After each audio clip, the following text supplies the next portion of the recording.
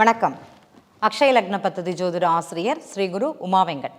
கர்மா, இன்னைக்கு எல்லாருக்குமே கர்மாவை பற்றி நிறைய கேள்விகள் இருக்குது. கர்மா எனக்கு எந்த விதமான தாக்கத்தை கொடுக்கிறது, நான் போன ஜென்மத்தில் பண்ணினதோட பலன் இந்த ஜென்மத்தில் நான் அனுபவிக்கிறேன்னா, அதற்காகத்தான் நான் பிறந்தேனா? சிலர் கேட்பாங்க, போன ஜென்மத்தில் என்ன பண்ணேன்னு தெரில, விதி இந்த ஜென்மத்தில் என்னை அனுபவிக்க வைக்குதுன்னு. யார் சொன்னாங்க? போன ஜென்மங்கிறது ஒன்று இருக்குதா? நீங்கள் பார்த்தீங்களா? இல்லைனா நான் தான் பார்த்தேனா? உங்களுக்கு நான் அதை சொன்னேனா? கடந்து வந்த காலங்கள் அப்படிங்கிறத மாத்திரம் பாருங்க. கடந்து வந்த காலங்களில் நான் யாரை வேதனைப்படுத்தினேன், யாரை மகிழ்ச்சியாக வச்சேன், அந்த கர்மா எனக்கு நல்ல கர்மாவாக பயன்படுமா அப்படிங்கிறத நம்ம தெரிஞ்சுக்கணும். புதுவுடைமூர்த்தி சார் கர்மாவை 3 விதமாக பிரிச்சிருப்பாங்க. தாய் வழி கர்மா, தந்தை வழி கர்மா, சுய கர்மா. இது எல்லாரும் பிரிக்கிறது தான். ஆனால் இதை அழகாக எடுத்து கூறியது யாருன்னா புதுவுடைமூர்த்தி சார். இந்த மக்களுக்கு புரியும்படியாக ஒரு செயலை கூறுவது அப்படிங்கிறது சிறப்பு. இப்போ இந்த தாய் வழி கர்மா நல்லா இருக்கணும் அப்படின்னா நம்மளுடைய ஆத்மா, நம்மளுடைய மனம் அப்படிங்கிறது, என்னுடைய சிந்தனை அப்படிங்கிறது நேர் வழியில் இருக்கணும். நான் அடுத்தவங்களுக்கு துரோகம் பண்றதோ